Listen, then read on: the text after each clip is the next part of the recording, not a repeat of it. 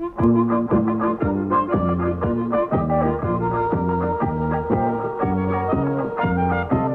all over the countryside, ask the Leylands, ask the Leylands. Travel all over the countryside, ask the Leyland brothers.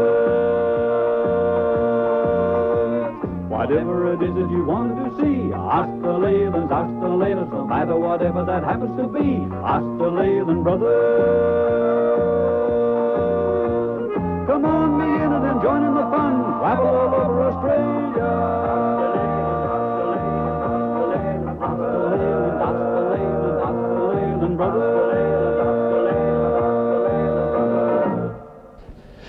Have you got a sweet tooth? If you have, you'll like this story. It comes from Castlemaine here in Victoria.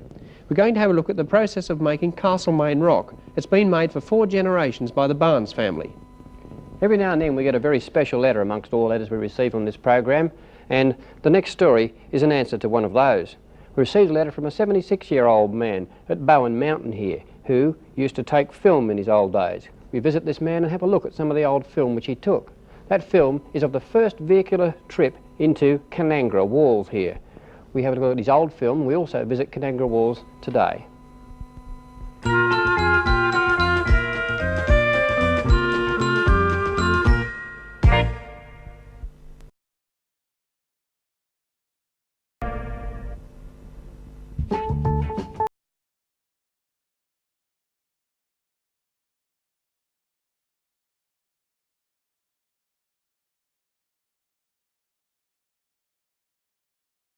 A letter from the Cheong family of Kareela in New South Wales brings us to Castlemaine in Victoria. Mrs. Cheong wrote and said, "I'd be interested to know about a wonderful sweet called Castlemaine Rock. It is made in the little township of Castlemaine, Victoria. On the tin it says it started 4 generations ago. This is the tin of Barnes Castlemaine Rock. It's been made for generations to a secret recipe of the Barnes family." The ingredients of this boiling syrupy-like mixture are the secret to Castlemaine Rock's flavour. And a secret they will remain, says Clary Barnes, the 4th generation confection maker.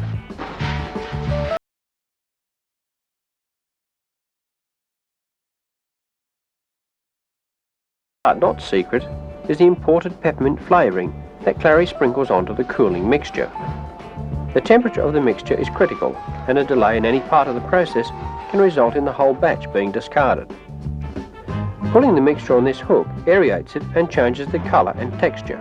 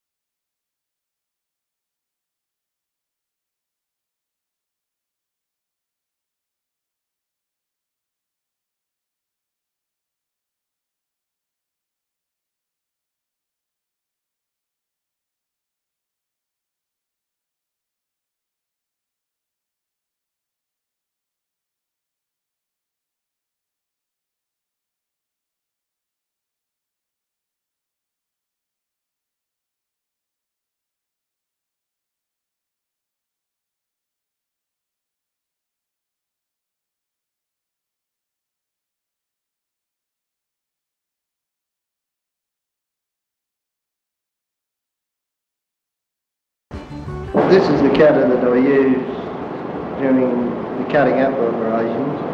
It came originally with my great-grandfather from England and is about 125 years old.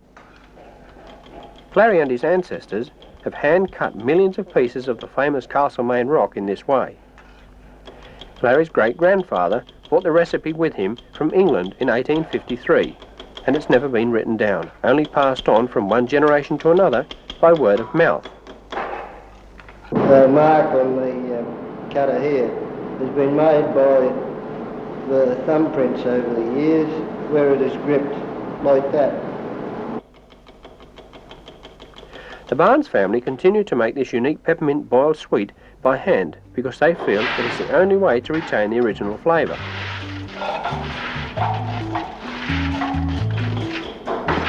9 batches of Castlemaine Rock are made each day. That ends up producing 432 tins of finished product.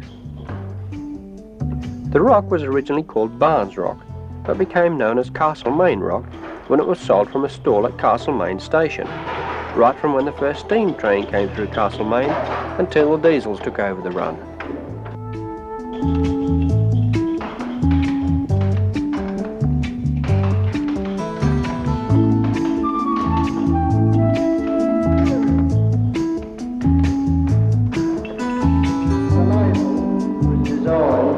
By a technical school teacher in the early 1930s. He had said when he designed the label that it was designed not to be pretty, but to be ugly, therefore it would draw attention, and we've never seen any reason to change it since. The product is unique in more ways than one. It has never been advertised, only sold through word of mouth. From satisfied mouth to satisfied mouth.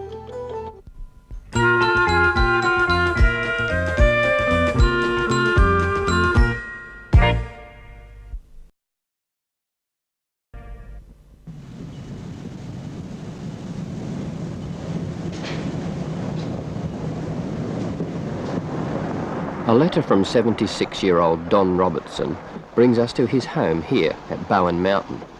For in his letter he told us of a silent film he made of the first car journey into Kanangra Walls in the Blue Mountains.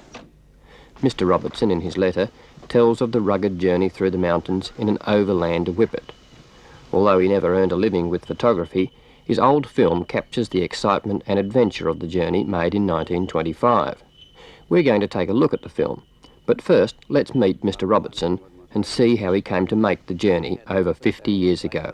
509 Fiat, and we had to dig our way in and axe our way in, and we prepared a trail. And after that I decided I'd make a film because the scenery was so grand all around, and we decided to explore the waterfalls and anything else that we could around the place on foot.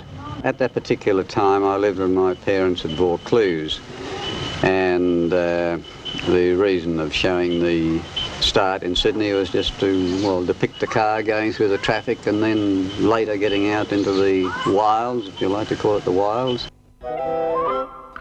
In 1925, the mountain country depicted in this film certainly was the wilds. But let's allow Mr. Robertson's film tell its own story in its own flamboyant style of the day.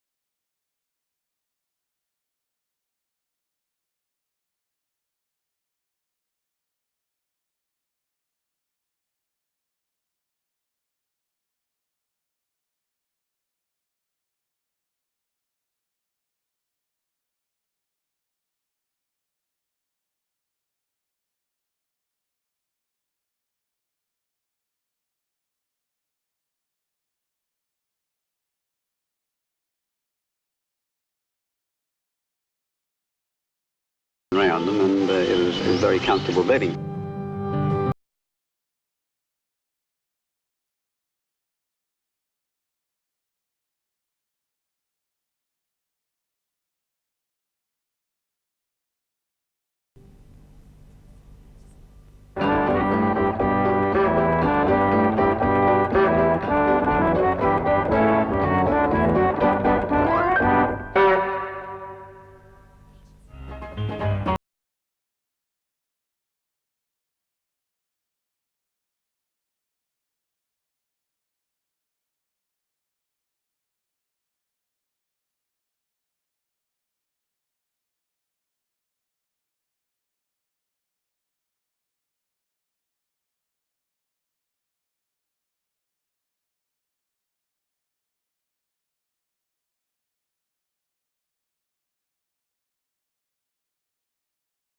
Robertson and his friends pushed through this wild country over 50 years ago probably led to the opening up of this area around Kanangra Walls to the general public.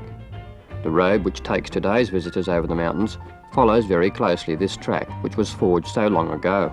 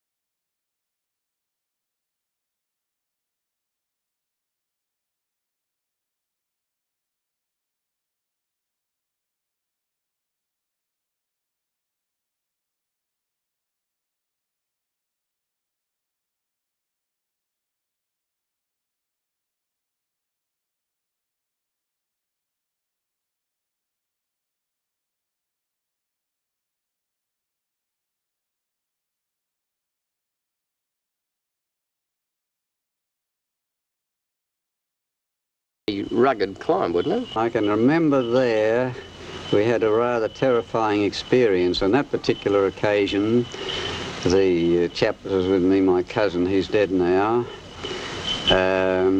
we went down this gorge.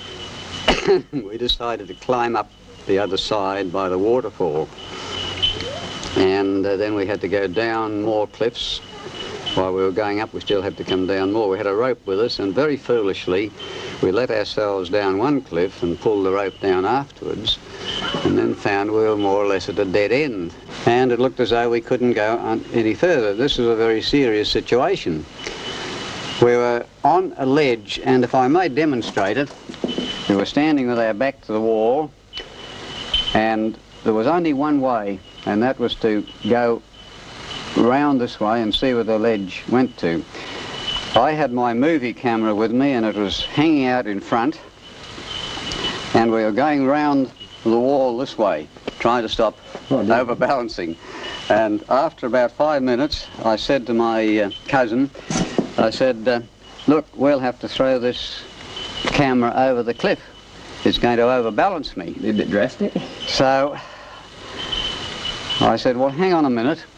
So we kept going, and then luckily we just got to a little bit of a corner, and I said, I think I can make it. So that saved our movie camera, and it probably saved our lives, because I don't know what would have happened if we couldn't have got round that cliff edge. No one would have ever found us. To see shots of the waterfall, that was taken at this particular time with that camera.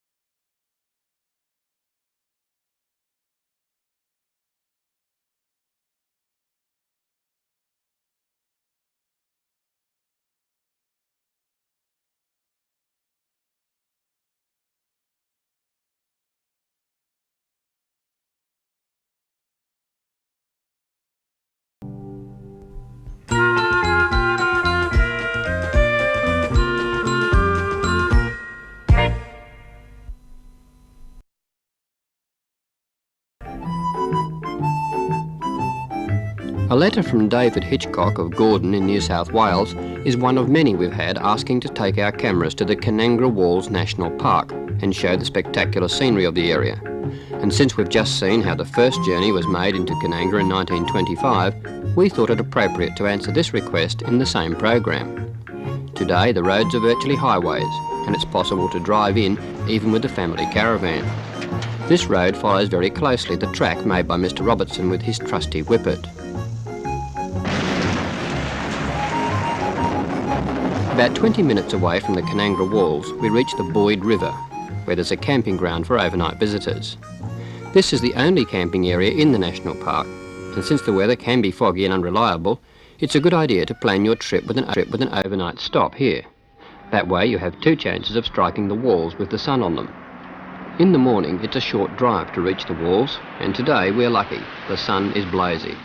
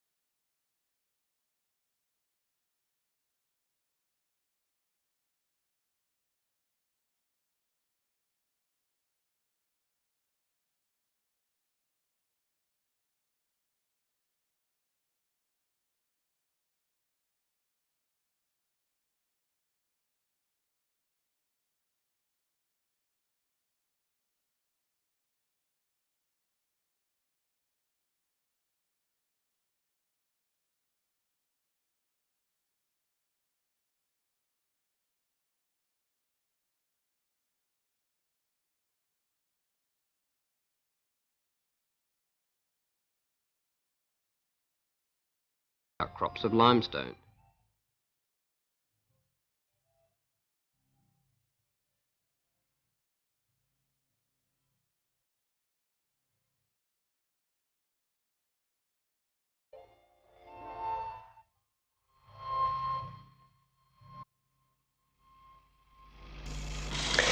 The magnificent scenery here at Kanangra Walls, of course, hasn't changed at all. It's a great inspiration for anybody who's a photographer. I can understand why Don Robertson came here so long ago and was inspired to take pictures and climb down into the valleys with his camera.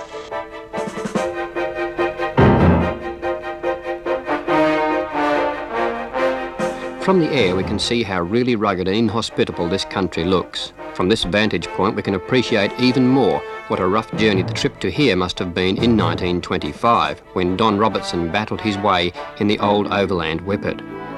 The journey for today's visitors is no kind of endurance. Instead, it's a pleasant detour from the main roads, and one worth taking. So if David Hitchcock plans to make the trip one day himself, he will now know what to expect at the Kanangra Walls in New South Wales.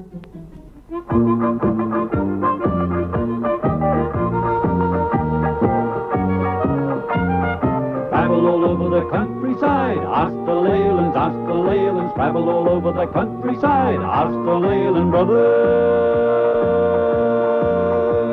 Whatever it is that you want to see, ask the Leylands, no matter whatever that happens to be, ask the Leyland brothers.